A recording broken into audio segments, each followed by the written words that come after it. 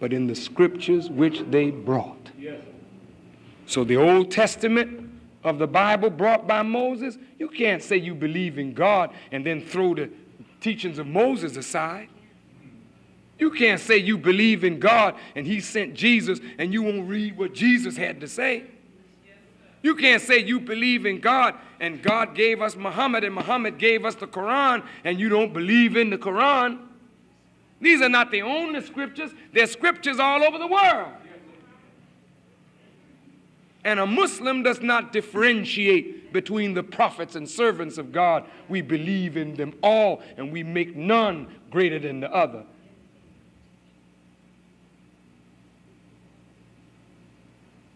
But a Muslim also believes in the last day. Those who believe, those who are Christians, Jews and Sabians, those who believe in Allah and the last day, they have their reward from their Lord. What is the last day? What is the last day to you? What does that mean? The last day. Is there ever such a thing as the last day? What you mean, last day? No more days after the last day? See, the last day means the day and time of judgment or requital. The paying of the due. I believe that every man and woman will meet that day. Who is alive at that day? Those who are dead and gone, ain't no need in resurrecting somebody that can't be resurrected for a judgment day. That's crazy. They're gone. But we are in that day now when everything we do is on a scale. The last day. Believe, the Quran says, in that meeting with your Lord. See, the last day, the resurrection of the dead, and the hereafter, they all are tied into one belief. Do you believe that there's a life after death? That's something that's required. Now, as a follower of the Honorable Elijah Muhammad, we don't believe that we're coming back after you put us in the earth. We're going to come back and be judged one day. That's the popular belief of all religious people. I'm coming back. For what? It's a hell of a thing. You messed up this life. What the heck is God going to bring you back for? You can mess up another one?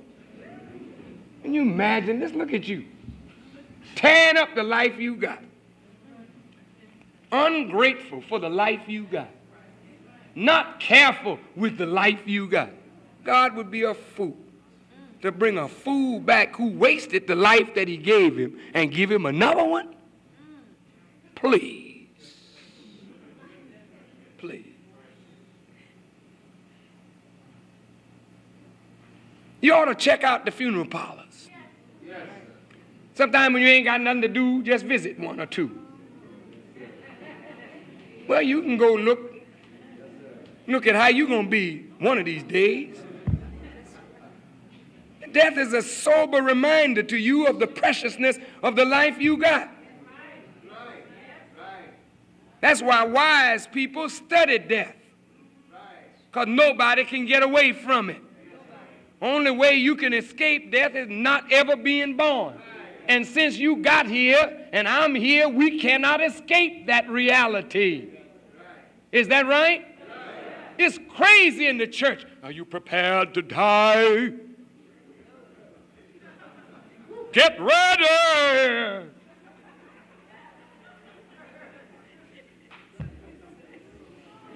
And you sitting there trembling, scared to die. Oh, Lord, yes, I'm going to die.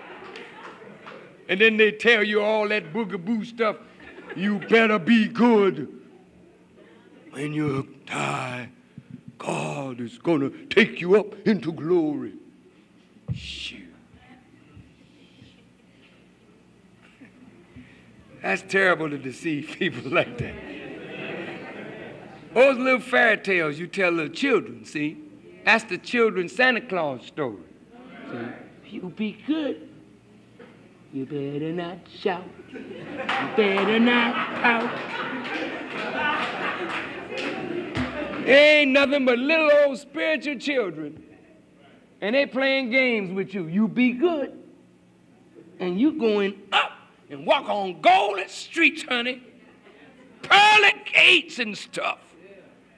Wearing a long white robe and golden slippers and oh, how we gonna dance and shout up yonder. Let me tell you something, man.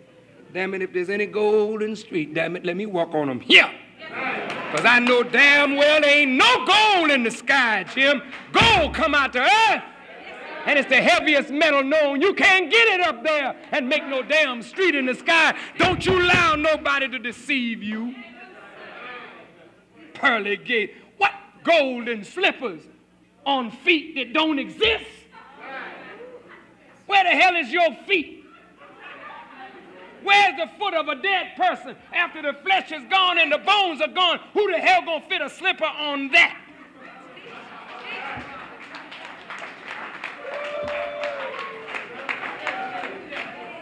Just craziness.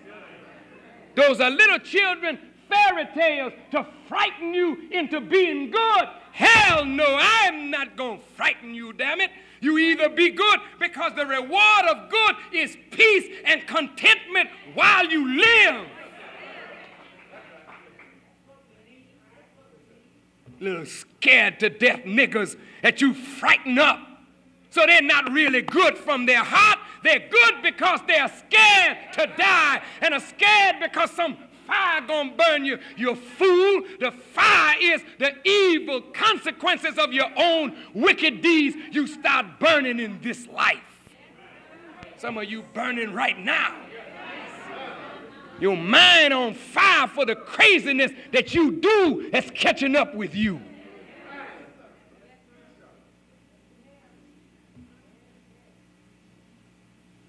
Yeah. No, brother and sister, you don't think like that. Live life,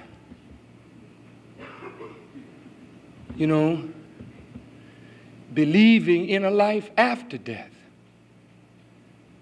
Not in physical resurrection, but those who are mentally dead to the knowledge of God, to the power of their being, who, because they have not fully believed in God, have died spiritually, those people will be resurrected.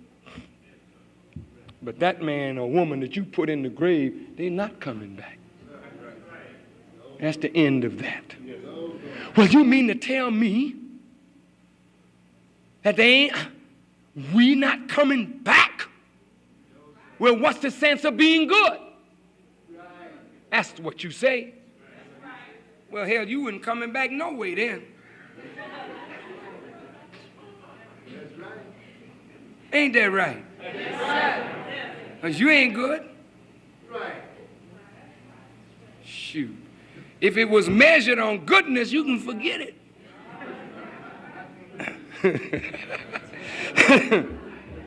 No. That mean all of us. Up and down. If it's measured on goodness, ain't none of us got a chance. The Bible tell you your goodness, your righteousness with him is as filthy rags. It's measured on goodness, you don't have a chance. Please, brothers and sisters, there is life after death. But not that kind of death coming to life. It's this kind of death. The death of the spirit, the death of the mind. People who are dead politically because they have no rights, dead socially because they are pariahs, cast aside, nobody wants them, dead economically because they are not able to earn and make life worth living. That's death, and you already dead. You can't die a second time. You are dead now. So all you should be able to look forward to is resurrection out of this condition. And when the trumpet is blown, the dead in Christ shall arise. You are the dead who died in your belief in God. You died in Christ. You went to sleep with that faith. Now you waking back up. The last day, the life after death, the hereafter. We must believe in the hereafter. But look at the words. Hereafter. Here where? Here where? No, not after. Where is here? Here is a place. It ain't talking about there. It says here. After. Thy will be done where? Here. After. After what? After the power of this wicked white man is destroyed. And he has no more power to give death to the human family. The hereafter will begin on this earth. You believe in that? Yes. Do you believe that you can come up out of the condition that you're in? Yes. You know how I know you believe that? You know, you better believe it. The reason I know that you know you can come up out of this, because I don't care how far down the white man put us, our parents always believed that our change would come. Let's go back and remember Grandma. Go back and remember Grandpa. Down in South Carolina, in Georgia, in Mississippi, in Alabama.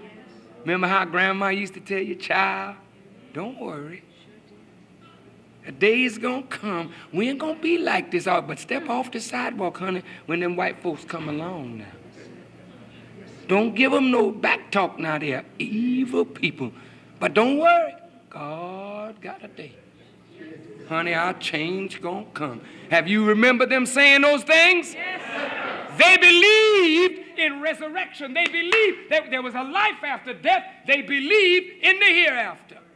They just didn't know how to put it. Where's that belief? Is it in a book? Yes, in a book. It's in the Bible. It's in the Quran. But even more importantly than that, that belief is right in the nature in which you created. That's why down ain't never been permanent. When you're down, you always know I can get up. Yes. You know that. And that's why when Spinks knocked that white boy down last night, pata! The white boy said, I know that down ain't permanent, but it was.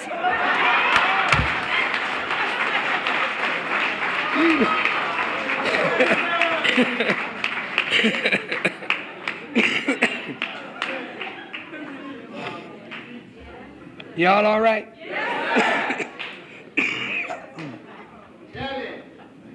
Okay. No, it's time now. It's time to go. I just didn't want to keep you long. I'm so happy to be here. Happy you here. But this is the end of it. Brothers and sisters, all that I've told you is something that's in a book. But if you close your eyes and think, it's written in the nature in which you're created. You already believe in a power bigger than you. And that power you call by many names. The proper name of God is Allah. You already believe in truth. You already believe in angels. You already believe in the day of judgment. That's in your nature. From the time you was a little girl and a little boy, when your brother would beat you up, or your sister would beat you up, and she didn't have no cause to do it, you would talk, one day, you're going to get yours. One day. One day. Didn't you say it? Sure you did. Well, what did you know about one day? In your nature, you know that evil gets a reward as good gets a reward. Is that right? You know that. That's why you know that white folks gonna pay. Yes. You know that, don't you? Yes, and black folks too. Yes. You believe in the last day. You believe in hereafter. You believe in the resurrection or the rising up of those who once were up that are down. Down is not their home, but up is.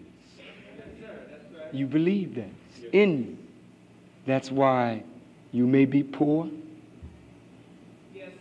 but poverty you do not allow to crush your spirit, because you know you're going to get up.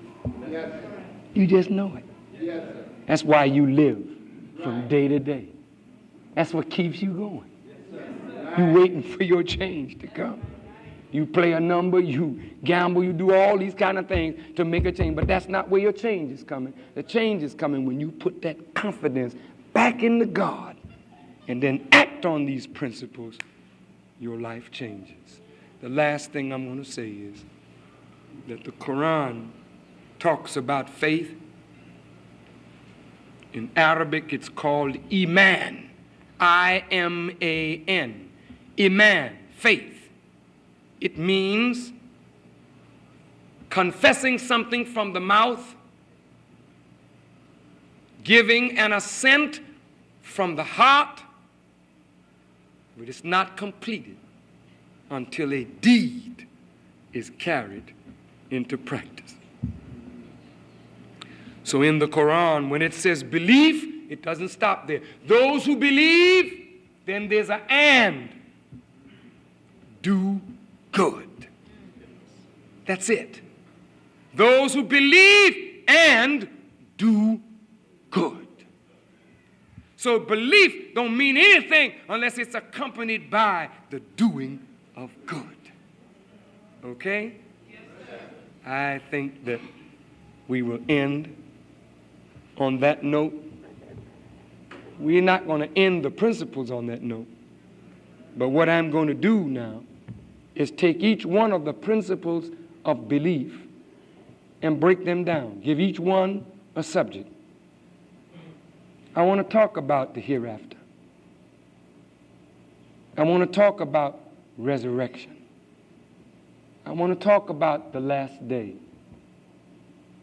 I want to talk about the prophets and why it is worthy that we should believe in them, and what belief in them means in terms of relative belief in yourself.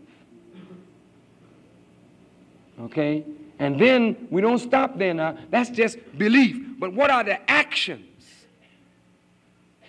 coming behind that?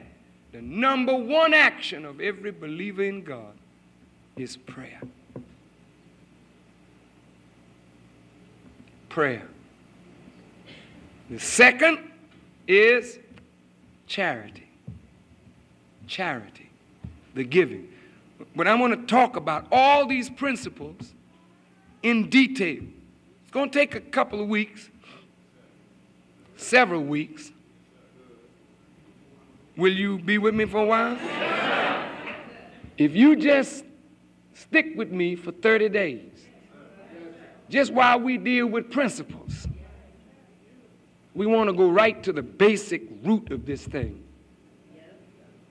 I tell you, brother and sister, if you would just carry this into practice, in 30 more days, you won't know yourself.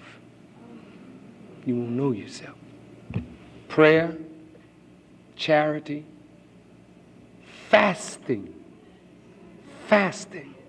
especially during the month of Ramadan. I'll go into all of that. And lastly, the Hajj or pilgrimage, and of course, jihad. Jihad, which some call holy war. All these are principles of action that follow principles of belief. And every one of these principles of belief and these principles of action, when you carry them out, I'm telling you, it supports, upholds the nature of your own existence and puts us right in harmony with the nature of God and the nature of the universe. And that's what makes Khomeini different. And that's what makes Gaddafi different.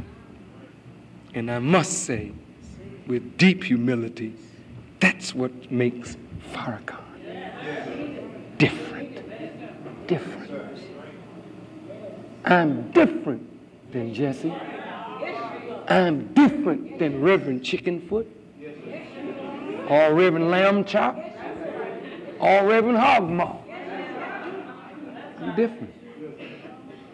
What makes me different is those principles.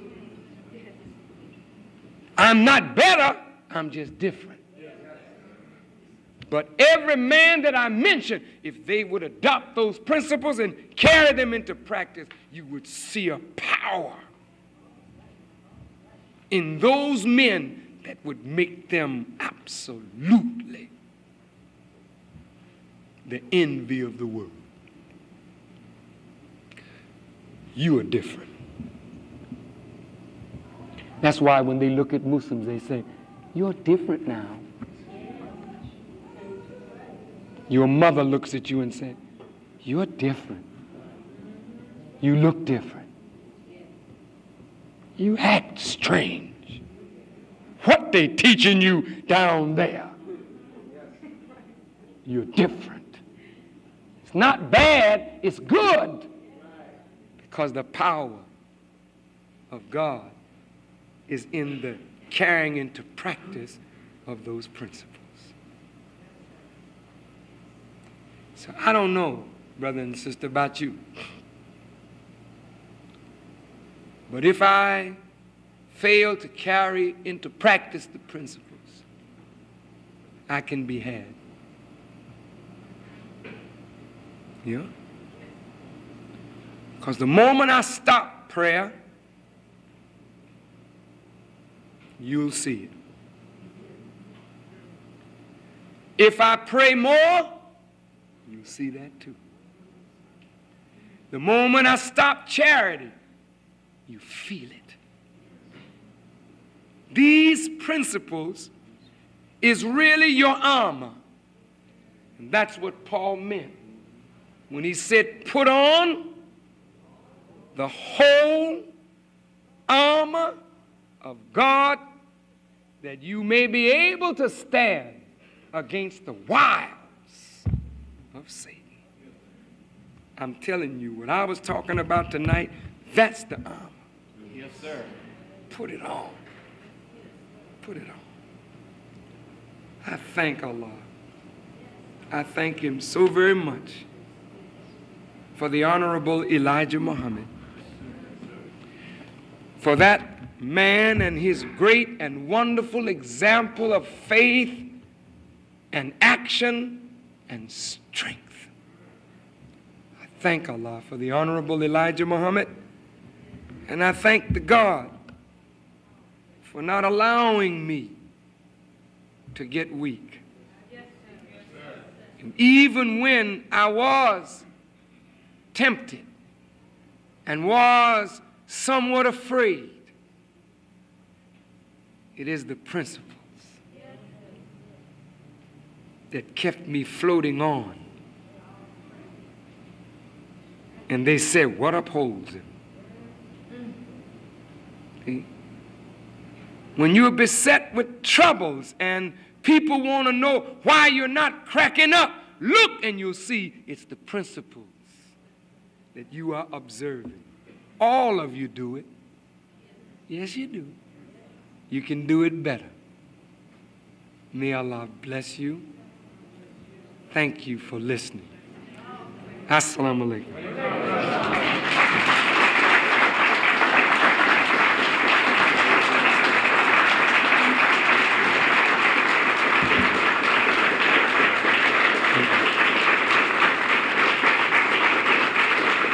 Thank you.